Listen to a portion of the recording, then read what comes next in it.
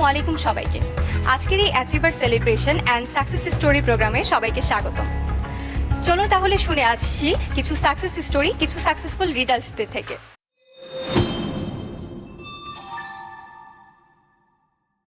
আজকে আমাদের সাথে উপস্থিত আছেন আলামিন শেখ স্যার, যিনি আলফাতে ব্রাঞ্চ ম্যানেজার হিসেবে কর্মরত আছেন।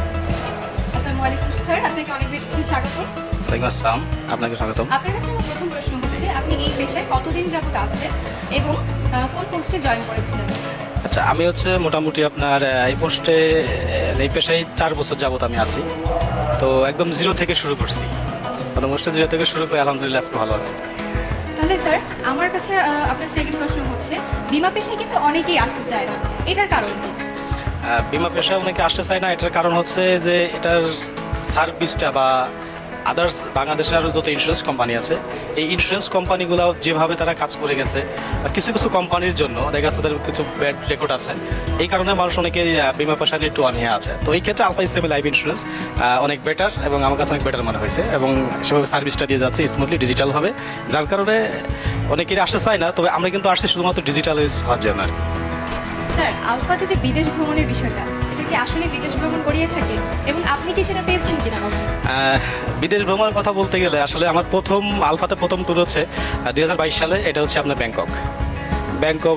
যেমন অনেকেই বলে যে ইন্স্যুরেন্সে কাজ করলে বা বিমা ব্যবসায় কাজ করলে বিদেশ ভ্রমণ করা যায় না, তো এটা বলবো যে একদম ঠিক না। আমি নিজেই আগে অনেকের মতো কিন্তু আমার নিজের প্রশ্ন ছিল যে বিমা পেশায় আসলে কি মানুষ কাজ করলে এখানে আসলে বিদেশ ভ্রমণ করে কিনা। তো আমার প্রথম ট্যুর হচ্ছে 2022 সালে, এটা হচ্ছে আপনার ব্যাংকক, এরপর আপনার নেপাল, ঠিক আছে, মালদ্বীপ, তারপরে হচ্ছে যে আপনার এই সৌদি আরব, সিঙ্গাপুর, মালয়েশিয়া, মানে সব মিলে আমার আপনার 8 থেকে 10টা দেশ আমার অলরেডি ঘোরা আছে আলফার মাধ্যমে, যেটা এখানে আমার নিজের একটা টাকাও লাগে নাই। আর সব থেকে বড় কথা যে আমি আলফা ইসলাম লাইফ ইন্স্যুরেন্সে আসার আগে মানে ছোটোবেলা থেকে একটা স্বপ্ন ছিল আমার যে আপনার জীবনে একবার হলেও পবিত্র কাবা শরীফ যাতে আমি কি তাপ করতে পারি বা হুজুর পাক সাল্লাল্লাহু আলাইহি সাল্লামের আপনার রোজায় যে আমি ওইখানে যাতে জিয়ারত করতে পারি, এটা আমার ছোটোবেলা থেকে একটা স্বপ্ন ছিল। ঠিক আছে, এটা এজ এ মুসলিম হিসাবে প্রত্যেকটা লোকের এটা স্বপ্ন থাকে। তো আলহামদুলিল্লাহ আলফা ইসলামী লাইফ ইন্স্যুরেন্সের মাধ্যমে আমি কিন্তু আপনার কি উমরা হজ করে আসছি। আলহামদুলিল্লাহ এই জন্য আলফা ইসলাম লাইফ ইন্স্যুরেন্সের কাছে আমি কৃতজ্ঞ থাকবো যে আমার লাইফের স্বপ্নগুলো এখান থেকে এক এক করে আমি পূরণ করতে পারছি। পাশাপাশি শুধু এটা না, বিদেশ ভ্রমণ তো আছেই। দেখেন আমি আলফার ইনকাম দিয়ে আমি কিন্তু আমার বেসিক্যালি আমি সাভারে থাকি। তো সাভারে হচ্ছে যে আমার একটা আপনার নিজে আলফার টাকা দিয়ে একটা বাড়ি করছি আমি। ঠিক আছে, এই যে মানুষ বিমা পেশা অনেকে আসতে চায় না, তারা আসলে এই সিস্টেম বা সার্ভিসগুলো অনেকে বোঝে না বা অনেকে জানে না, এই জানার বিষয়ে কাজ করি আমি। ধন্যবাদ। আপনারা অবশ্যই স্যারের কথা শুনে বুঝতে পারলেন যে বিমা পেশায় আসলে কিন্তু একটা বাড়ি গাড়ি ইজিলি করা যায়, তাই না স্যার? রাইট, বাড়ি গাড়ি করা যায়, বিদেশ ভ্রমণ করা যায়।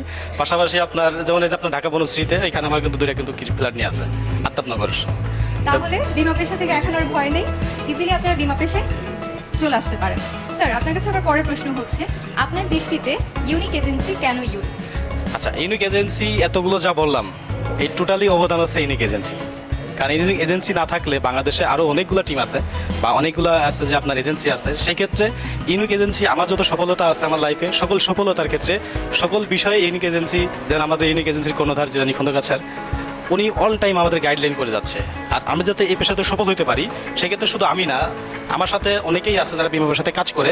দেখা যাচ্ছে যে অনেকেই তারা আজকে কিন্তু বিদেশ ভ্রমণ করছে, অনেকেই আপনার ফ্ল্যাটের ব্যবস্থা করছে, ফ্ল্যাট আছে তাদের, অনেকে দেখা যাচ্ছে বাড়ি করতেছে। মানে আমি নিজে এখানে সফল না, অনেকেই সফল আছে। এটা শুধুমাত্র একমাত্র অবদান হচ্ছে আপনার ইউনিক এজেন্সি। ইউনিক এজেন্সি থেকে কর্ণধার মির্জা জিলানী খন্দকার স্যার, এই জন্য ওনার কাছে অসংখ্য কৃতজ্ঞতা জানাই যে আলফা ইসলামী লাইফ ইন্স্যুরেন্স এটা সুযোগ করে দিয়েছে। আর সব থেকে বড় বিষয় যে আমাকে যে বিমা পেশায় নিয়ে আসছে আমার হচ্ছে যে শ্রদ্ধেয় leader offline assistant sales manager Sajjad Ibne Shahid sir, ওনার কাছে অনেক কৃতজ্ঞতা জানাই যে উনি আমাকে আলফা ইসলামী লাইফ ইন্স্যুরেন্সে নিয়ে আসছে। ধন্যবাদ স্যার। আপনার কাছে আমার শেষ প্রশ্ন থাকবে, বিমা পেশায় সফল হতে গেলে কি কি করণীয় থাকতে পারে? আচ্ছা, বিমা পেশায় সফল হতে গেলে সব থেকে যে মূল যে পয়েন্টটা সেটা হচ্ছে অনেস্ট থাকা। আপনাকে অনেস্ট থাকতে হবে বা আমাকে অনেস্ট থাকতে হবে। কারণ আমি যদি অনেস্ট না থাকি, একজন গ্রাহকের আমানত, সে কিন্তু আমার কাছে কিন্তু একটা আমানত হিসাবে কিন্তু দিচ্ছে। এই আমানতটা আমি কিন্তু কোনো মধ্যে খেয়াল করতে পারবো না।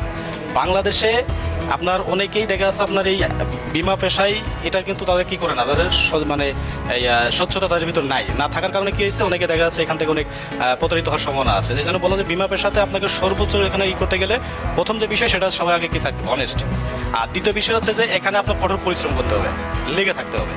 আর অনেকে দেখেন শুরুতেই যে কোনো বিষয়ে সফল হন আপনি বা সফলতার গল্প যেখানে শোনেন না কেন শুরুতেই কিন্তু অনেকে কি করে না, মানে অনেক কঠিন মনে হয়। তো লেগে থাকলে পরে এখান থেকে একদম এই পেশাতে আপনার কাজ করা, যেমন এখন বর্তমানে দেখুন বাংলাদেশে অনেক শিক্ষিত বেকার আছে যারা, আমার সাথে অনেকেই আছে, অনেকে দেখা যাচ্ছে যে সারা বাংলাদেশে অনেকগুলো আমার টিম আছে কাজ করে।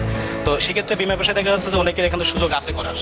তো এটা যদি মনে করেন আপনার মানুষ বিমা পেশাতে অনেকেই দেখা যাচ্ছে আসে, ঠিক আছে, এই জন্য আপনার এখানে সফল হতে গেলে সবার কোনো পরামর্শ আমার একটাই, সেটা হচ্ছে আপনার অনেস্ট থাকতে হবে, লেগে থাকতে হবে, পাশাপাশি তার যে আপলাইন আছে আপলাইনের কথা মতন চলতে হবে। এসব থেকে মোস্ট ইম্পর্টেন্ট আপলাইনের কথা মতন চলতে হবে যে তাকে এখানে নিয়ে আসছে।